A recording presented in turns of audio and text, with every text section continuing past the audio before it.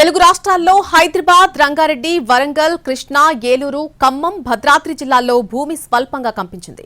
ఉదయం 7:30 గంటల సమయంలో 2 సెకండ్ల పాటు భూమి కంపించిందని, రిక్టర్ స్కేల్పై 5.3గా తీవ్రత నమోదైందని నేషనల్ సెంటర్ ఫర్ సిస్మాలజీ అధికారులు ప్రకటించారు.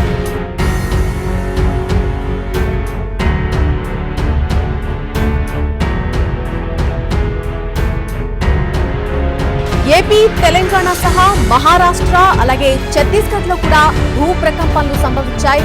తెలుగు రాష్ట్రాల్లో పలుచోట్ల స్వల్పంగా భూ ప్రకంపన అనేది వచ్చింది. ఈ రోజు ఉదయం 7:27 కొన్ని సెకండ్ల పాటు, దాదాపు ఒక 2 సెకండ్ల పాటు భూమి కంపించింది. దీంతో ప్రజలు భయాందోళనకు గురై ఇళ్లు, అపార్ట్మెంట్ల నుంచి వెంటనే ఇక్కడి నుంచి బయటకు పరుగులు తీసినటువంటి పరిస్థితి.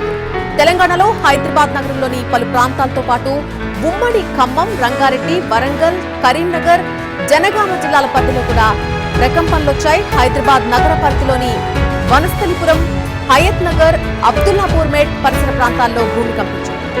ఉమ్మడి వరంగల్ జిల్లాలో అయితే ములుగు, హనుమకొండ, భూపాలపల్లిలో ఎర్త్క్వేక్ వచ్చింది. అటు ఉమ్మడి ఖమ్మం జిల్లాలోని కొత్తగూడెం, మణుగూరు, భద్రాచలం, చర్ల, చింతకాని, ఇల్లెందు, గోదావరి పరివాహక ప్రాంతాల్లో ప్రకంపనలొచ్చాయి. ఉమ్మడి ఖమ్మం జిల్లాలో అయితే సుమారు 3 సెకండ్ల పాటు ప్రకంపనలు వచ్చినట్టుగా స్థానికులు చెబుతున్నారు.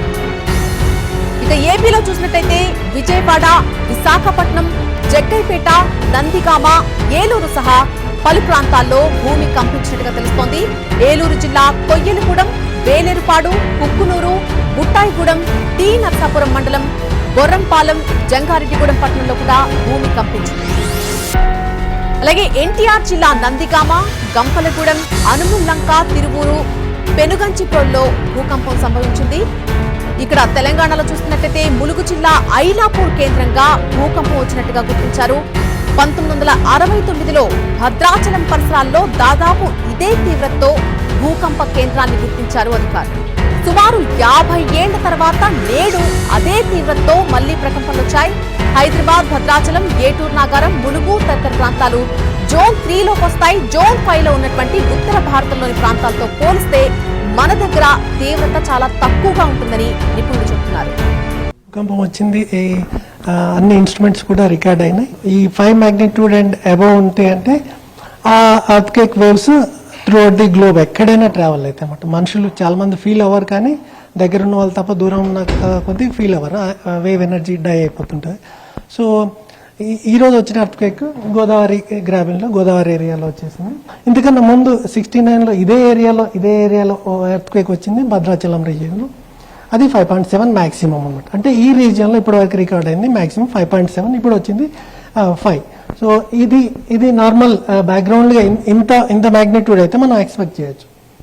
నెక్స్ట్ ఇంకా మిగతా ప్లేస్ ఏదైతే హైదరాబాద్లో ఫీల్ అయిందన్నది అదే వేవ్స్ ఇక్కడ ఫీల్ అయ్యారు, కానీ ఇక్కడ కొత్తగా వచ్చిన ఎర్త్క్వేక్స్ ఏం కాదు. అది ఆ వేవ్ ఎనర్జీ ఇక్కడ వరకు వచ్చి ట్రావెల్ అయింది, వీళ్ళు ఫీల్ అయ్యారు అనమాట. సో మన హైదరాబాద్ వచ్చేసి జోన్ 1 అనమాట. స్టార్టింగ్ తక్కువ రిస్క్ ఉన్న ఏరియా ఉంటుంది. నెక్స్ట్ ఇది జోన్ 3 ఇప్పుడు వచ్చిన ఎర్త్క్వేక్. తర్వాత జోన్ ఇది 4 అనమాట. ఆ ఎర్త్క్వేక్ వచ్చింది కాబట్టి దాని తర్వాత కూడా ఆఫ్టర్ షాక్స్ అని వస్తాయి అనమాట. ఒక 5 మాగ్నిట్యూడ్ వచ్చినాయంటే దానికైనా తక్కువ ఎర్త్క్వేక్స్ వస్తూనే ఉంటాయి. ఒక వారం పట్టొచ్చు, నెల రోజులు కూడా అవుతుండొచ్చు. సో ఈ రిస్క్ కి మనం ప్రిపేర్ అయి ఉండాలి. దీనికి అనుగుణంగా మనం కట్టుకున్న బిల్డింగ్స్ కానీ ఏమన్నా ప్రిపేర్ అవ్వకపో. దక్షిణాది రాష్ట్రాల్లోని చాలా ప్రాంతాల్లో భూకంపం అందరినీ భయాందోళనకు గురిచేసింది. ముఖ్యంగా తెలుగు రాష్ట్రాల్లో భూ ప్రకంపనలు ప్రజలను ఒక్కసారిగా షాక్ గురిచేశాయి. 2024 మార్చ్ 14న ఏపీలో భూకంపం సంభవించినట్టుగా నేషనల్ సెంటర్ ఫర్ సిస్మాలజీ తెలిపింది. ఇది రిక్టర్ స్కేల్పై 3.9 తీవ్రతగా నమోదైందని ట్వీట్ చేసింది. ఇక 2022లో అక్టోబర్ 12న ఆదిలాబాద్ జిల్లాలోని గుట్నూరులో కూడా భూమి కంపించింది. భూమి ఒక్కసారిగా షేక్ అవడంతో ప్రజలంతా కూడా ఇళ్ల నుంచి బయటకు పరుగులు తీశారు. గుట్నూరులోని వజీర్పుర, మొమిన్పుర, ఫకీర్గుట్ట ప్రాంతాల్లో ఈ పరిస్థితి కనిపించింది. నెల్లూరు, కడప జిల్లాల్లో 13 జూలై 2022లో భూకంపం సంభవించింది. ఉదయం 5:20 3 సెకండ్ల పాటు భూమి కంపించింది. ఇక మర్రిపాడు మండల పరిధిలోని బ్రాహ్మణపల్లి, కండ్రిక, పడమట నాయుడుపల్లి, చిలకపాడు, కృష్ణాపురం తదితర గ్రామాల్లో కూడా భూకంపం వచ్చింది. 2021 అక్టోబర్లో తెలంగాణలోని పలు జిల్లాల్లో భూమి స్వల్పంగా కంపించింది. అప్పట్లో ఆదిలాబాద్ జిల్లా బెల్లంపల్లి సమీపంలో సాయంత్రం 6:49 4.3 తీవ్రతతో భూకంపం సంభవించింది. రామగుండం, జగిత్యాల జిల్లాల్లో కూడా ప్రకంపనలొచ్చాయి. లక్షేటిపేట, గోదావరి పరివాహక ప్రాంతాల్లో దాదాపు 3 సెకండ్లు భూమి కంపించింది. నాగర్ కర్నూలు జిల్లాల్లో కూడా 26 జూలై 2021లో కూడా ఒకసారి భూకంపం వచ్చింది. రిక్టర్ స్కేల్ పై 4.0 తీవ్రతతో భూకంపం వచ్చిందని నేషనల్ సెంటర్ ఫర్ సిస్మాలజీ వెల్లడించింది. ఈ జిల్లాలోని అచ్చంపేట, లింగాల పరిసర గ్రామాలు, అలాగే అమరాబాద్, ఉప్పునూత మండలాల్లో ఉదయం 5 గంటలకు 2 సెకండ్ల పాటు భూమి కంపించింది. 2021 జూలైలో చిత్తూరు జిల్లా పొంగునూరు మండలంలో అర్ధరాత్రి ప్రకంపనలు భయపెట్టాయి. అలాగే అర్ధరాత్రి వేళ జనం భయంతో ఇళ్ల నుంచి పరుగులు తీశారు. ఈడిగపల్లె, చిలుకవారిపల్లి, షికారిపాళ్యం, కోటగడ్డలో 6 సెకండ్ల పాటు అక్కడ భూమి కదిలింది.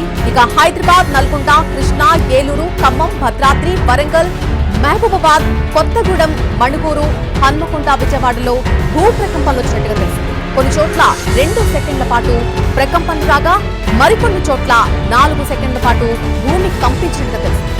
మహారాష్ట్రలోని గడ్చిరోల్లో కూడా భూ ప్రకంపనలు వచ్చాయి. ఇవాళ వచ్చినటువంటి భూకంప కేంద్రం ములుగు జిల్లాలో భూమికి 35 కిలోమీటర్ల లోతున ఉన్నట్టుగా EMSC చెబుతోంది.